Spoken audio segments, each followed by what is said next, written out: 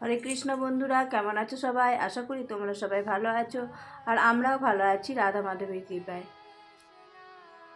আজ একটু বেলা করে, এখন প্রায় 12টা মতো বাজে, আমি এখন থেকে ব্লগটা শুরু করছি।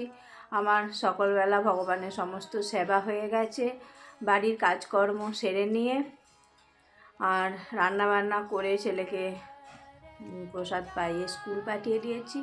তারপর আমি ব্লগটা শুরু করছি। তো এখন আমি পিঠের পুর বানাবো। আজ থেকে পিঠে উৎসব শুরু। তো আজকের দিনটাকে বলা হয় চাউরি। তো আমাদের আজকের থেকেই পিঠে করা। তো আজ পিঠে হবে, আবার কাল হবে। তো তার জন্য আমি পিঠের পুর বানাবো। তো চলো দেখি কি কি পিঠের পুর বানানো যায়।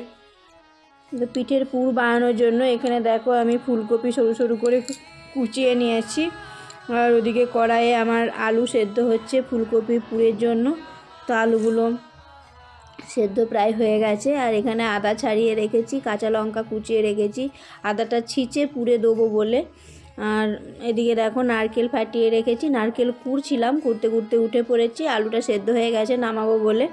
তো একা হাতে কাজ করতে হয়, একবার এদিক একবার ওদিক করে করে কাজ করতে হয়। তো দেখো আমি আলুগুলো নামিয়ে নিলাম, তারপর কড়া গরম করে আর কড়ার মধ্যে তেল দেবো, তেল দিয়ে আর ফুলকপিগুলো নুন হলুদ দিয়ে ভেজে নেবো। আর ওদিকে কলাইটা আমার রমা কলাইয়ের পুর করবো। তো রমা কলাইটা সেদ্ধ হয়ে গেছে, প্রেসারে সিটি দিয়ে দিয়েছিলাম। রমা কলাইয়ের পুরটা এদিকে ফুলকপিটা ভাজা হতে হতে চাপিয়ে দেবো, লঙ্কা জিরে ফোড়ন দিয়ে আদা ছিচেটে দিয়ে তারপর কলাইয়েরগুলো দিয়ে দেবো। তারপর অল্প হলুদ গুঁড়ো জিরে গুঁড়ো দিয়ে পরিমাণ মতো নুন দিয়ে ভালোভাবে কষিয়ে নেবো। তারপর একটু সামান্য পরিমাণ জল দিয়ে ঢাকা দিয়ে দেবো। আর এদিকে দেখো ফুলকপির পুরটাও আমি চাপিয়ে দিয়েছি, তেল লঙ্কা জিরে ফোড়ন দিয়ে আর আলুগুলো দিয়ে তার মধ্যে আদা বাটাটা দিয়ে দিলাম, আর কাঁচা লঙ্কা কুচিগুলো দিয়ে হলুদ গুঁড়ো জিরে গুঁড়ো ধনে গুঁড়ো দিয়ে আর ফুলকপিটা দিয়ে ভালোভাবে কষিয়ে নিয়ে আর ঢাকা দিয়ে দিয়েছি। এদিকে কলাইয়ের পুরটা আমার ভাজা ভাজা হয়ে গেছে, কলাইয়ের পুরটা এবার নামিয়ে নেব। তো কলাইয়ের পুরটা নামিয়ে নিচ্ছে, এদিকে ফুলকপির পুরটাও প্রায় হয়ে এসেছে। এবার নাড়াচাড়া করে আর এই যে ভাজা লঙ্কা বাটিটা ধুয়ে আর দিয়ে দিলাম একটু জল। তারপর এই যে ভাজা ভাজা হয়ে গেলেই আর নামিয়ে নেব। আর এদিকে আবার চাপিয়ে দিয়েছি নারকেল গুড়। তো গুড় নারকেলটা প্রায় হয়ে এসেছে, তো গুড় নারকেলটাও এবার নামিয়ে নেব। তো দেখো এখানে আমি পুর বানিয়েছি 5 রকমের, চাঁচি আছে, নারকেল গুড় আছে, আর আছে রমা কলাইয়ের পুর, আর সাদা নারকেল, আর আছে ফুলকপির পুর। তো এই 5 রকমের পুর দিয়েই আজ বানাবো ভগবানের জন্য পিঠে। তো চলো এবার চালগুড়িটা বার করে নিয়ে চালগুড়িটা মেখে নিই গরম জল করে। তো দেখো এখানে চালগুড়ি আমি বাটিতে ঢেলে নিয়েছি, আর গরম জলও হয়ে গেছে। এবার খুন্তি দিয়ে হালকা হাতে নেড়ে নেড়ে আর চালগুড়িটাকে মেখে নেবো। জলটা খুব গরম, তাই হাত দিয়ে মাখা যাবে না, হাত পুড়ে যাবে, তাই খুন্তি দিয়ে নাড়িয়ে নাড়িয়ে মেখে নিচ্ছি। তো চালগুড়িটা মাখা হয়ে গেলে তারপর এক এক করে পিঠেগুলো গড়বো। তো দেখো একটু একটু করে জল দিয়ে মাখতে হবে, নাহলে আবার বেশি জল পড়ে গেলে সে গোলা মতো হয়ে যাবে, তখন আর পিঠে ভালো গড়া যাবে না, চ্যাট চ্যাট করবে। তাই শুকনো শুকনো করে অল্প অল্প জল দিয়ে দিয়ে মাখছি। তো চালগুড়িটা মাখা হয়ে গেলে তারপর আমি পিঠেগুলো গড়ে নেবো।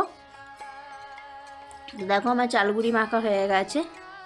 তো এদিকে আমার পিঠে গড়ে নিয়েছি, তারপর পিঠেগুলোকে সিদ্ধও করে নিয়েছি। তো দেখো আমার পিঠে হয়ে গেছে। এবার এই পিঠেগুলোকে ভেজে নেবো। তো কড়াই ভালোভাবে গরম করতে হবে পিঠে ভাজার জন্য, না হলে আবার পিঠেগুলো চিটিয়ে যাবে। তো কড়াই ভালোভাবে গরম করে নিয়ে তার মধ্যে তেল লঙ্কা জিরে ফোড়ন দিয়ে আর অল্প হলুদ আর নুন দিয়ে তারপর পিঠেগুলো দিয়ে দিয়েছি। তো পিঠেগুলো খুব হালকা করে করে নাড়তে হবে, খুন্তি দিয়ে দিয়ে একটি একটি করে উল্টে পাল্টে ভাজতে হবে, তা না হলে পিঠেগুলো ভেঙে যাওয়ার ভয় থাকে। তো ভেঙে গেলে আর ভালো লাগবে না। তো তার জন্য পিঠেগুলোকে একটি একটি করে উল্টে পাল্টে আমি ভেজে নিচ্ছি।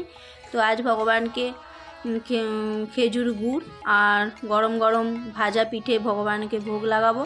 তো আমার ভাজা প্রায় শেষের দিকে হয়ে এসেছে। তো এবার ভগবানকে গরম গরম পিঠে আর খেজুর গুড় ভোগ লাগিয়ে তারপর আমরা প্রসাদ পাবো। তো আজকের ব্লগ এ পর্যন্তই, দেখা হবে পরের একটি নতুন ব্লগে। ততক্ষণ তোমরা সুস্থ থেকো, ভালো থেকো। হরে কৃষ্ণ, শিলা প্রভুপাদ কি জয়।